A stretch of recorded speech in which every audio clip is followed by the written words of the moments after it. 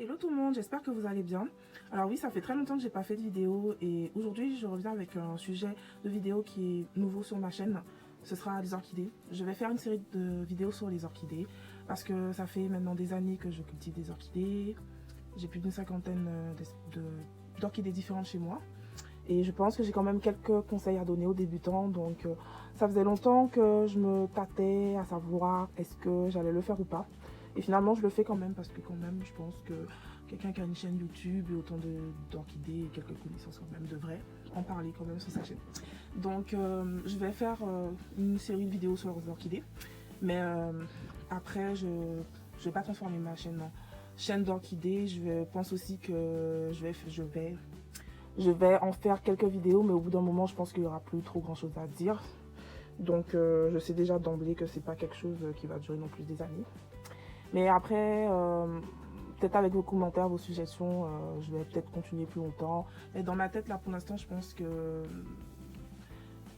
il n'y aura même pas 10 vidéos sur les orchidées, quoi. Franchement, parce que voilà. Donc, voilà. Après une si longue absence, il me fallait quand même une petite introduction dans cette vidéo. Mais on va pas tarder plus longtemps, on va se lancer dans le vif du sujet. Donc pour commencer, on va parler des conditions de culture des orchidées. Normalement, les gens qui parlent de culture de n'importe quelle plante, ils vont toujours commencer avec vous, avec les arrosages ou la fertilisation, ce genre de choses. Mais moi, je préfère vraiment commencer par les conditions de culture parce qu'en réalité, une orchidée, c'est pas très compliqué. En action concrète, vous allez arroser peut-être qu'une seule fois ou que tous les 10 jours votre orchidée. Ça va vous prendre que 10 minutes et le reste du temps, votre orchidée sera là devant votre fenêtre et vous n'allez pas la toucher. Vous n'allez pas la manipuler, vous serez au travail, vous serez en train de dormir, vous serez dehors, vous serez même là dans la pièce, mais vous serez en train de regarder la télé. Et 99,9% du temps, l'orchidée est de son côté en train de vivoter. Et pourtant, c'est pendant ce temps-là qu'elle est en train de pousser. C'est pendant ce temps-là qu'elle est en train de faire sa photosynthèse ou qu'elle est en train de dormir ou voilà. Elle est en train de grandir ou elle est en train de fleurir. C'est pendant ce temps-là où vous n'avez rien à faire en fait. Donc, il faut vous assurer que pendant ce temps où vous ne faites rien de cette orchidée, qu'elle soit dans les bonnes conditions pour continuer, pour grandir, puisque voilà, c'est pour moi le plus important. Vraiment, les arrosages, les fertilisations, tout ça, ça va vraiment dépendre des conditions de culture que vous avez chez vous. Donc, souvent, avant d'acheter une plante, on va vous dire que c'est d'abord, est-ce que votre intérieur correspond à l'orchidée avant de l'acheter. D'accord? C'est vrai, bon, il y a certaines maisons, certaines pièces en particulier où telle ou telle orchidée serait mieux, mais il n'y a jamais un intérieur parfait. Même dans les avantages que peut présenter votre maison, un avantage va toujours être lié à un inconvénient. D'accord? Donc, vous avez des inconvénients, vous avez des avantages, et bien parfait, il n'y a rien à faire. Mais c'est pas parce que vous avez des inconvénients qu'il ne faut pas avoir de plantes. Il va juste falloir travailler sur les petites choses qui pourraient ne pas aller chez vous. Voilà. Mais malgré ça, ce sera quand même pas parfait. D'accord? Mais il faut savoir que les choses n'ont pas besoin d'être parfaites pour cultiver une orchidée. De toute manière, les plantes sont assez résistantes et d'une manière générale, s'adaptent. D'accord? Même à ce qui ne serait pas tout à fait parfait, elles s'adaptent. Donc, voilà. Donc, l'une des premières choses qu'il faut faire lorsque on a une orchidée, c'est de se renseigner sur quelle orchidée on a, d'accord? Et chercher des petites fiches de culture sur internet. Et dedans, les premières choses, les choses essentielles qu'il y a sur une fiche de culture, c'est quelles conditions de culture est bonne pour votre orchidée. Donc, prenez des fiches, gardez-les, imprimez-les, hein. Gardez-les sous la main, comme ça, si vous vous posez des questions. Moi, pour tous mes différentes sortes de plantes, j'ai des fiches de culture comme ça. D'accord? Donc, prenons les orchidées qu'on a devant nous. Voici la fiche de culture qui correspond. Et la première chose qu'on va vous parler, c'est de la température et de la lumière. D'accord? Donc, la plupart, moi, j'ai que des hybrides de jardinerie. J'ai pas de botanique, j'ai pas d'espèces rares, des choses qui sont compliquées à cultiver en appartement. J'ai que des hybrides, des choses qu'on trouve facilement, voire même beaucoup, une majorité de choses que j'achète au supermarché. Après, ça va être jardinerie, fleuriste, d'accord? Et en général, dans ce genre de magasin-là, c'est plutôt des plantes qui sont faites pour les intérieurs, pour les appartements, normal, voilà. Donc, voilà. Moi, mes orchidées, c'est pour des maisons avec des températures moyennes normales. C'est-à-dire que c'est des plantes qui sont bien entre, on va dire, 18 à 22 degrés. D'accord? Donc la plupart des gens chez eux, c'est ça qu'il y a comme température, c'est très bien. D'accord? Après, il y a des orchidées, vous allez voir que c'est des orchidées qui supportent très bien la chaleur. Et vous allez peut-être vous dire qu'en été, ça va mieux pour elle et qu'en hiver, je vais essayer de monter le chauffage parce que c'est une orchidée tropicale. Et bien, souvent, le mieux est l'ennemi du bien, d'accord? Faut pas tout le temps laisser les orchidées dans des températures trop constantes d'un bout à l'autre de l'année, d'accord? Quand vient l'hiver, EDF, le gouvernement, recommande d'avoir une maison chauffée à 18 degrés. Voire même, ils vous disent que si vous baissez d'1 degré, c'est-à-dire 17 degrés, ça ne change rien dans votre confort, mais ça change beaucoup pour votre facture d'électricité, pour faire des économies, d'accord? Moi, je vous conseille la même chose que le gouvernement. Franchement, cherchez pas à surchauffer vos maisons parce qu'on est en hiver et qu'il fait froid et que vous avez des plantes chez vous. Hein, 17 degrés, c'est aussi bien pour les plantes, d'accord? C'est comme pour les bébés, on vous dit que c'est pas parce que, aux jeunes parents, c'est pas parce que vous avez un petit bébé à la maison que vous devez surchauffer vos appartements. On n'arrête pas de le répéter, 17 degrés. C'est très bien en hiver, c'est pas la peine de faire plus chaud. Et donc je vais vous dire la même chose pour les plantes aussi, c'est très bien, d'accord? Tout le temps être dans la même sorte de température, genre 25 degrés ou 24 degrés, 22 degrés toute l'année. Ça va faire vos plantes penser qu'elles sont perpétuellement en été. Et elles vont faire de belles croissances. Elles vont être à l'aise, elles vont faire de belles croissances. Mais elles vont jamais vous faire de floraison parce qu'elles vont être perpétuellement dans cette saison de croissance. D'accord? La saison de floraison, souvent pour les orchidées, c'est quand il fait un petit peu plus frais. D'accord? Donc, faites un peu varier gentiment comme ça les températures entre l'été et l'hiver. Hein. Donc, l'été, ça monte tout seul. Voilà. Mais en hiver, quand ça descend, restez dans des 17 degrés, c'est très bien. Après, ne descendez pas trop bas non plus, hein, parce qu'il ne faut pas leur donner trop froid. Surtout celles qui sont de température chaude. Il ne faut pas aller trop bas non plus. 17 degrés, c'est la limite. Restez là-dedans. C'est très bien. L'été, par contre, même les tropicales peuvent souffrir de la chaleur parce que c'est des orchidées tropicales. Certes, elles peuvent être bien dans des 30 degrés. Mais nous, quand même, en France, lorsqu'il y a des canicules, on peut attendre les 42 degrés. Ça, c'est pas normal, même pour les orchidées tropicales. Donc ça peut les faire souffrir. Et qu'est-ce que recommande le gouvernement en cas de canicule? C'est d'abord d'ouvrir les fenêtres la nuit pour laisser rentrer l'air froid et la journée de refermer les fenêtres et les volets pour empêcher l'air chaud du dehors de rentrer dans la pièce et que les rayons du soleil aussi, à travers la vitre, ne fassent pas un effet de serre. Ok? Donc, je dirais la même chose aussi, sauf peut-être pour les volets. On va quand même pas fermer les volets et que la lumière ne puisse pas rentrer. Hein. Il faut quand même que la lumière rentre dans la journée, dans une pièce quand il y a des plantes pour qu'elles puissent faire leur photosynthèse. On ne peut pas occulter des plantes pendant tout un été, même une semaine, 2 jours. Voilà. Il faut quand même que dans la journée, la plante reçoive de la lumière. Voilà. Après, on peut mettre quand même un voilage pour empêcher quand même que des rayons trop directs du soleil fassent cet effet de serre dans la maison. Mais voilà ce que je recommande pour rafraîchir l'air. Et toujours, qu'est-ce qu'on recommande? De ventiler. Et on recommande aussi de s'humidifier avec des petits sprays d'eau. Donc, pourquoi pas un humidificateur d'air à humidité froide, là, comme ce que j'ai là derrière. Ou si vous avez un petit spray d'eau, vous allez vaporiser vos plantes aussi plus souvent en été. On recommande aussi de boire plus d'eau. Donc l'été, on rapproche de toute façon les arrosages. Donc c'est quelque chose à faire aussi pour aider les plantes à supporter la chaleur. Sinon, il y a des plantes où ça ne va pas suffire. Comme par exemple ça, là, le Masdevallia Inea, le mien, il a vraiment souffert de la canicule. Là, on va peut-être mettre un petit ventilateur directement dessus avec de la glace. Comme les sortes de petits tutos là que j'ai vu où on mettait des bouteilles de glace devant un ventilateur pour faire comme une sorte de climatiseur. Et aussi sur eBay, ils vendent des petits ventilateurs comme ça. Donc du coup, vous mettez ce ventilateur-là et vous mettez toutes les petites plantes comme ça qui ont besoin de beaucoup de frais, comme Masdevallia, Miltonia, les Buragera Millisler. C'est des petites plantes qu'on trouve en jardinerie, mais qui sont particulièrement sensibles à la chaleur. Hein. Quoique mon Millisler qui est juste devant vous là, et Miltonia mes Miltoniopsis et mes Miltonia qui sont derrière n'ont pas tellement souffert de la chaleur. Les petites recommandations que je vous ai données, ça suffit. Il n'y avait pas besoin de climatiseur. Vraiment, ça va être pour le Masdevallia, je pense.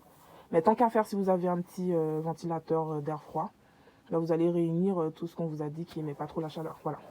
Donc ça, c'est mes recommandations pour faire avec les variations de température, comment moi je fais pour gérer la température en appartement. Voilà. Ensuite, la lumière. Alors ça, c'est un vaste sujet qui est très important pour toutes les plantes parce que toutes les plantes ont besoin de lumière pour faire leur photosynthèse, elles se nourrissent de lumière.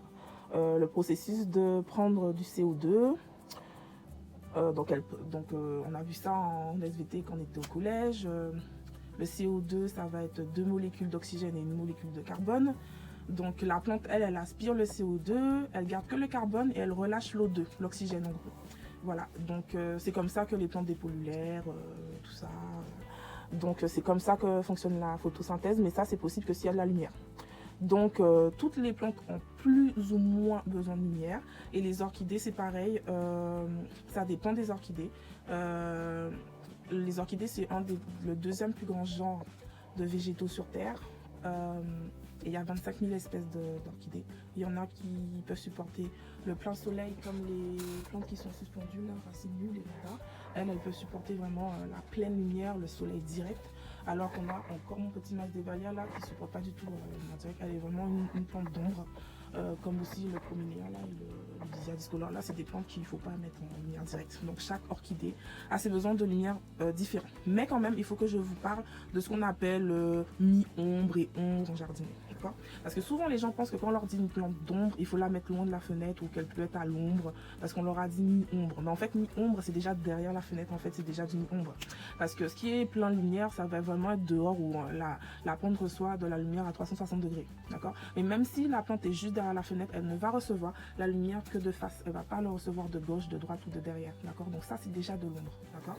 Donc les plantes, il faut les placer à moins d'un mètre juste derrière la fenêtre. Pas sur le côté c'est de l'ombre. Il faut vraiment la mettre derrière la fenêtre et à moins d'un mètre. D'accord. Par exemple, là, sur toutes mes fiches de culture, vous allez voir, devant une fenêtre bien exposée à moins d'un mètre.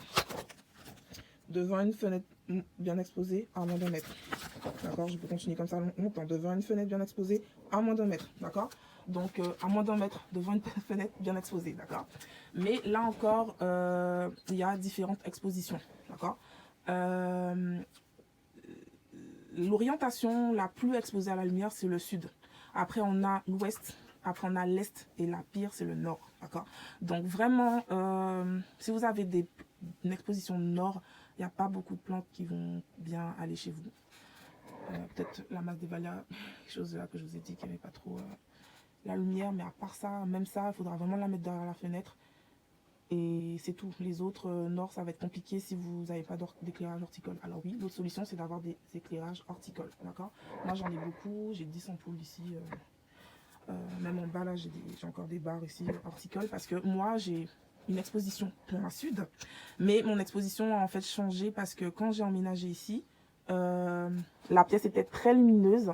Mais après, c'est un quartier où ils n'avaient pas encore construit, fini de construire. Donc après, là, juste derrière mon bâtiment, là, il y a eu un lotissement, des arbres, des haies. Donc à partir du début du printemps, tous les arbres qui sont devant ma fenêtre ont un feuillage qui commence à pousser dès le début du printemps et ça m'occulte complètement la lumière. Et malgré le fait que je suis orientée plein sud, ben, la lumière, elle passe pas si bien que ça chez moi. Donc au début, quand j'ai commencé à habiter ici, il n'y avait pas d'arbres du tout, presque pas d'arbres devant ma fenêtre. Et franchement, la lumière passait, mais vraiment trop bien.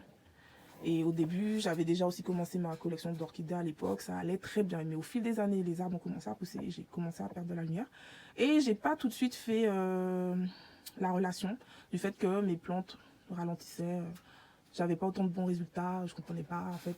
Et après, c'est là que j'ai commencé à me poser la question de la lumière et en fait à me rendre compte que plus les arbres occultent ma lumière et plus j'avais de résultats et la solution a été de coller des ampoules horticoles à peu près partout pour avoir plein de lumière chez moi. Tout simplement, Donc, si vous n'avez pas une très bonne exposition lumineuse, hein, ben, il y a aussi la solution des ampoules horticoles. Ikea, ils vendent des ampoules horticoles de la gamme Baxer. C'est des LED à économie d'énergie, classe A++, tout ce que vous voulez. Ça ne fait pas augmenter beaucoup la facture d'avoir une ampoule ou deux, mais quand même à partir de 10 ampoules plus 2 barres horticoles, même si c'est du LED à économie d'énergie, mes factures ont quand même augmenté de 10 € quand même juste à cause des ampoules qui sont ouvertes 12 heures, qui sont allumées 12 heures par jour ça a quand même déjà fait augmenter de 10 € signés par rien mes factures d'électricité par mois. Donc je vous le dis quand même, c'est un coût à prendre en compte, 10 € par mois sur les factures, ça, c'est quelque chose qu'il faut savoir quand même. Même si on n'est plus dans les anciennes ampoules d'avant au sodium là, qui coûtaient une blinde, mais quand même c'est 10 €. Il faut savoir. Voilà. Donc voilà, la solution de la lumière si vous n'en avez pas assez. D'accord? Mais au niveau de la lumière, si comme moi, il vous faut agrémenter vos plantes de lumière artificielle, bah encore une fois, c'est comme pour les températures tout à l'heure, je vais vous dire quand même qu'entre chaque saison, il faut aussi un peu faire varier la durée de luminosité d'une journée, d'accord? Vous savez qu'en hiver, les journées se raccourcissent et en été, les journées se rallongent, d'accord? Quand les journées sont plus longues, ça dit à la plante, encore une fois, qu'on est en été et tout, et elle se met en période de croissance, d'accord? Donc c'est bien de faire une durée de lumière pendant 16 heures par jour, le printemps-été. Mais en automne-hiver, c'est mieux d'être dans du 12 heures, de raccourcir les jours aussi, chez vous. Vous voyez, il ne faut pas tout le temps être dans des trucs trop constants, il faut des variations. Donc l'hiver, ça va être des journées plus courtes, d'accord? Comme dehors, naturellement, chez vous aussi, avec vos lampes, il faut aussi raccourcir les journées pour dire à la plante de passer en mode floraison. Parce qu'encore une fois, si vous êtes trop constant dans votre mode de culture, elles vont perpétuellement rester soit en croissance ou soit en floraison. Voilà, pas passer entre chaque phase et ça c'est pas très bien, d'accord? Donc ça c'est peut-être pour la lumière. Ensuite on va parler de l'aération, l'aération, voilà.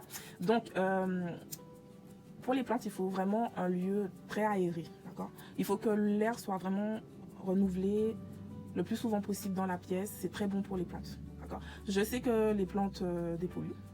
Elles aiment bien avoir assez de CO2. D'ailleurs, il y a des gens qui mettent leurs plantes dans des orchidariums ou dans des box fermées où ils font des injections de CO2 exprès, d'accord, d'air un peu pollué exprès pour que justement la plante trouve du carbone disponible pour se construire, d'accord.